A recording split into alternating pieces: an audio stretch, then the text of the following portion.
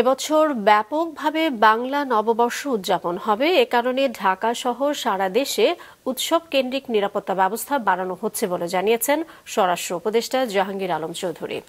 আজ সচিবালয়ে স্বরাষ্ট্র মন্ত্রণালয়ের সভাকক্ষে সংবাদ সম্মেলনে তিনি আরও জানান, নিরাপত্তা যাতে বিঘ্নিত না হয় সেজন্য যা করা প্রয়োজন সেসব করা হচ্ছে।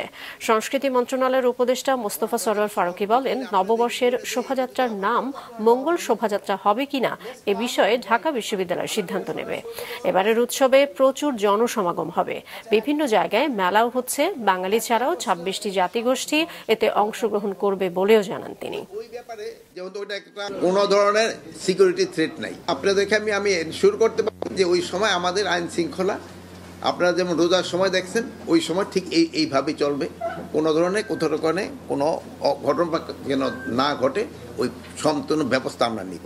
শোভাযাত্রা করে ঢাকা বিশ্ববিদ্যালয় 10 তারিখে তাদের প্রেস কনফারেন্সে সবাইকে জানাবে। নাম পরিবর্তন যদি করে সেটাও জানাবে, নাম যদি পরিবর্তন না করে সেটাও জানাবে।